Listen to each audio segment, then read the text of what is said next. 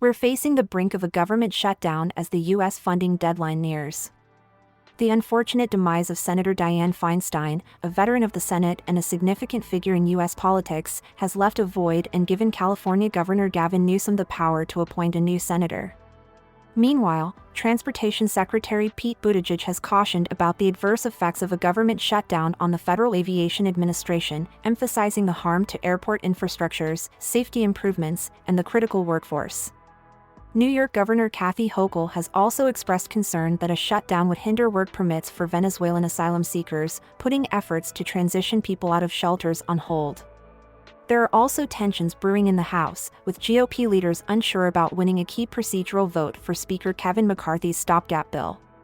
This uncertainty comes ahead of the House vote on a GOP stopgap bill to extend government funding, a bill that seems to lack the necessary support for passage. In addition, the White House has warned about the severe impact of a shutdown on small businesses nationwide, with a stop in the processing of new business loans. Senate Majority Leader Chuck Schumer has stressed the urgency of a procedural vote on the short-term spending bill, even as GOP Senator Rand Paul vows to slow down the process. A group of Senate negotiators are also working on amendments to increase border security, a contentious point that may affect the bill's chances in the House. Lastly, President Joe Biden has labeled the potential shutdown as disastrous, accusing House Speaker Kevin McCarthy of choosing his position over the interests of the American people. He also expressed concern over the existential threat of climate change, critiquing those who fail to take it seriously. This is indeed a crucial time in American politics, with all eyes on the looming government shutdown and its potential repercussions. Hi, everybody! This is your host, Emily, bringing you the latest news on all things pressing and topical. And this is David, joining in to offer some insightful commentary. We bring you the most crucial headlines, same time every day, right here on Hot Topic. Don't forget to hit subscribe and turn on notifications so you won't miss our daily news breakdown. Now, let's get straight to the hot topics.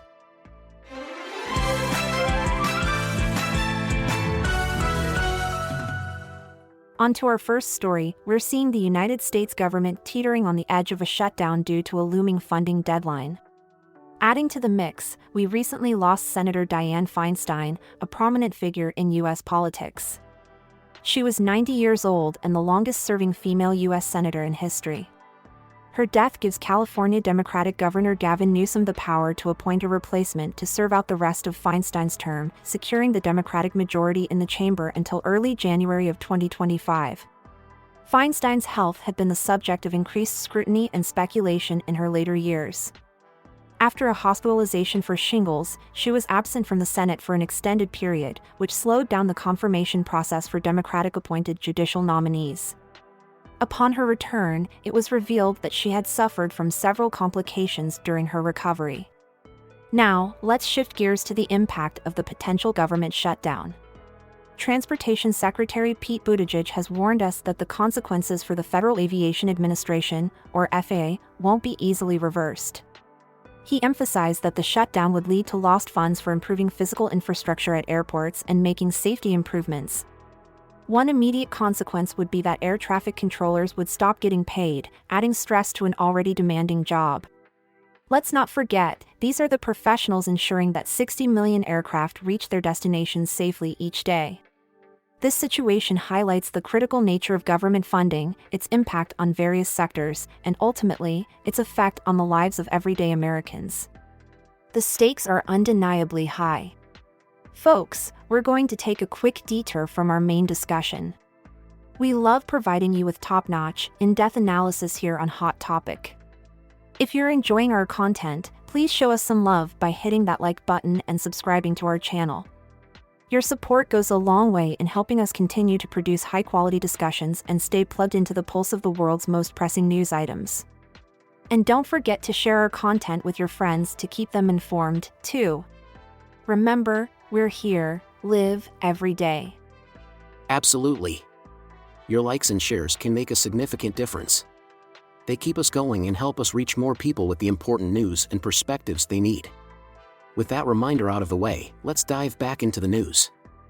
The intense pressure of being an air traffic controller is only escalated by the potential loss of paycheck due to a government shutdown.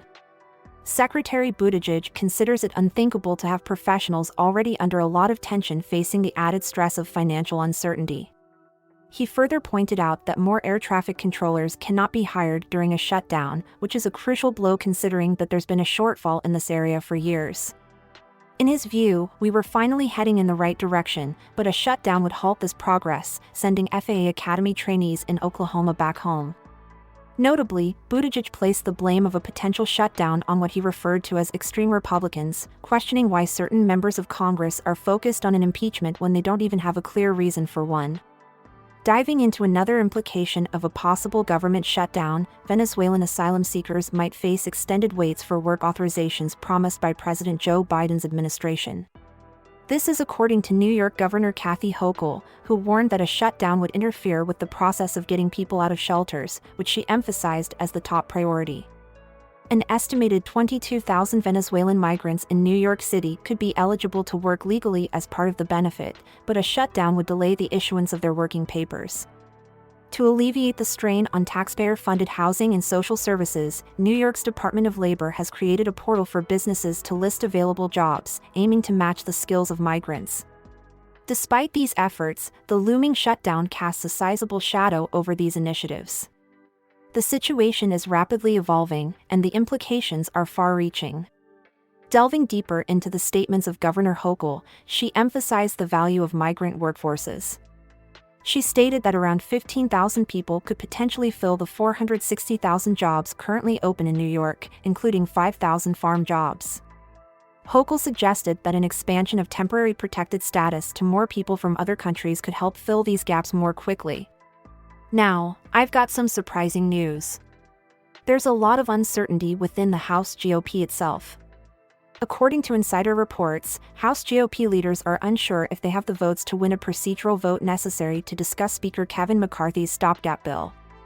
This uncertainty comes from an expected opposition from all Democrats and potentially more than 4 conservative Republicans.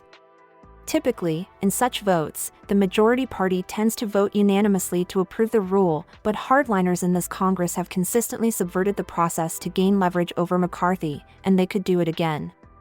In an interesting twist, the House is expected to take up a GOP stopgap bill to extend government funding on Friday, but House Speaker Kevin McCarthy appears to lack the votes to pass it, and a government shutdown looks increasingly imminent. This is a crucial development, as the Senate and House are at an impasse over how to keep the government operating, with funding set to expire on September 30th. McCarthy is preparing to have his chamber consider a GOP stopgap bill with border provisions attached, as House Republican leaders have insisted that border security must be addressed as part of the spending fight. However, this move is likely to trigger a significant confrontation between McCarthy and hardline conservatives who have protested against the idea of a short-term funding extension. As the shutdown looms, McCarthy faces the most significant challenge to his leadership as Speaker to date. Some House conservatives have even threatened the possibility of a vote to remove him from his position. This is a situation worth keeping an eye on, folks. Speaker McCarthy, when questioned about his plans if the stopgap measure falls through, kept his cards close to his chest. He deflected the question with humor, stating that in his role, he has to have a multitude of plans, from A to G, and even responded with a laugh when asked which plan he was on.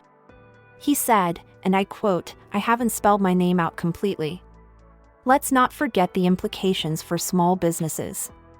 The White House has warned that an extreme Republican shutdown would halt the processing of new business loans by the Small Business Administration, which would affect hundreds of small businesses every weekday. The shutdown could deny these businesses access to more than $1 million in critical financing each day.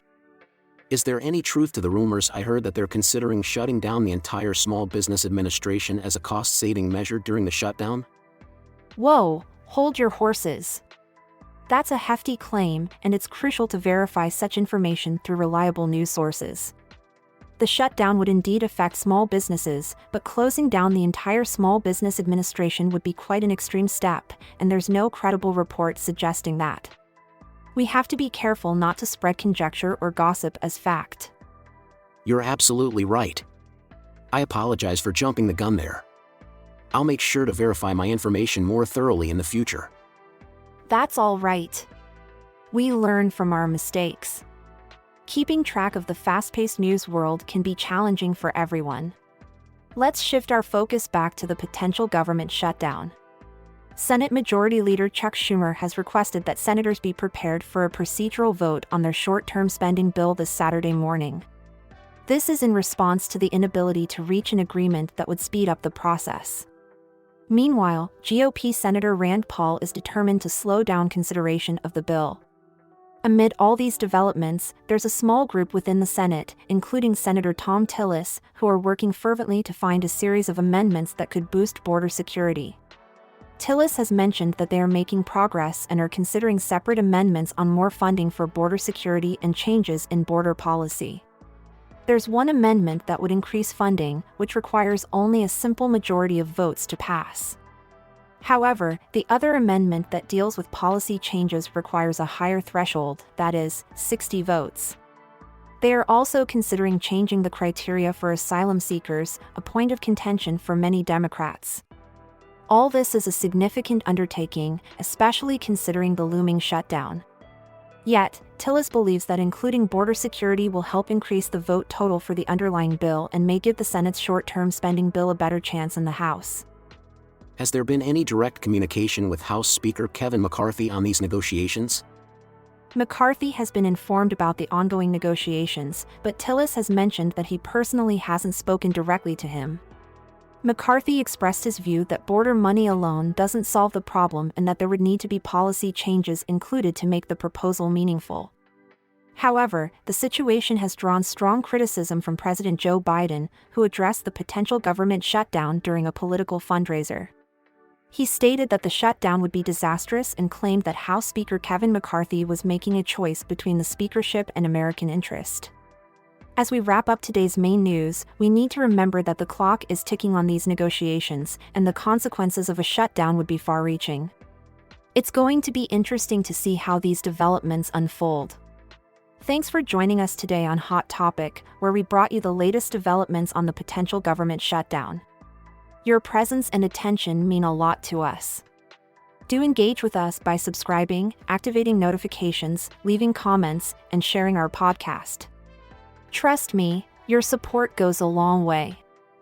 Absolutely. And there's no such thing as an overdose of news, is there? So tell your friends, family, and that one neighbor who claims to know everything about politics. We're here every day, dissecting the most pressing issues of our time. It's been a pleasure having this conversation with you today. We sincerely hope you found it insightful and enlightening. Remember, we value your participation, so don't hesitate to drop us a comment. We can't wait to have you back for our next episode.